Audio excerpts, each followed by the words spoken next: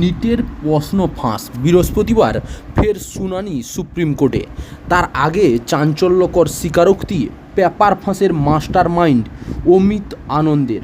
AP news প্রকাশিত খবর অনুযায়ী অমিত আনন্দ জানিয়েছে, পরীক্ষার কদিন আগেই পেপার ফাঁস হয়েছিল।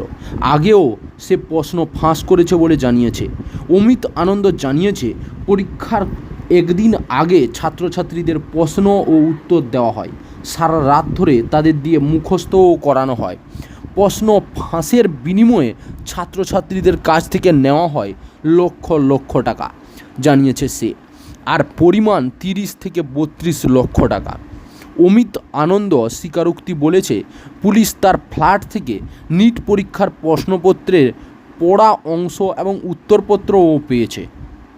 নিট পেপার ফাঁস নিয়ে দেশ জুড়ে বিক্ষোভ চলছে। আন্দোলনকারীরা পরীক্ষা বাতিল করে ফের পরীক্ষা নেওয়ার দাবি করেছেন।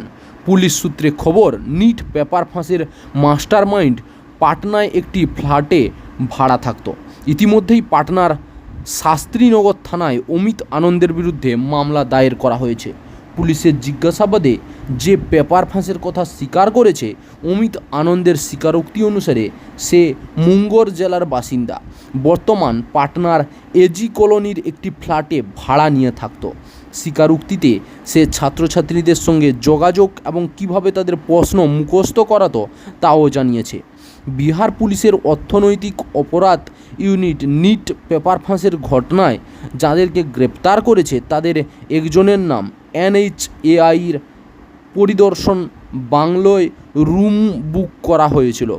NHAIর পরিদর্শন বাংলোর এন্ট্রি রেজিস্টার পরীক্ষা করে দেখা গিয়েছে অনুরাগ যাদবের নাম রুমে বুক করা হয়েছিল। সেই জুনিয়র ইঞ্জিনিয়ার সিকান্দর প্রসাদের আত্মীয় বলে জানা গিয়েছে।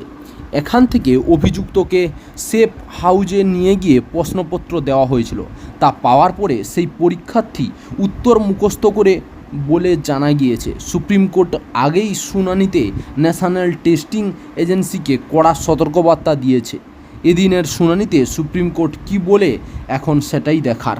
চাকরির খবর থেকে শুরু করে নিয়োগের খবর থেকে শুরু করে ঝড় ঝঞ্ঝা, দেশ বিদেশ, রাজ্য, জেলা এবং আপনার শহরের খবর একটা চ্যানেল আমাদের newsbangla.com সবার আগে আপনারা পেয়ে যাবেন। তাই চ্যানেলটাকে অতি অবশ্যই সাবস্ক্রাইব করে পাশ থেকে বেল আইকনটা ক্লিক করে অল নোটিফিকেশন অন করে রাখুন।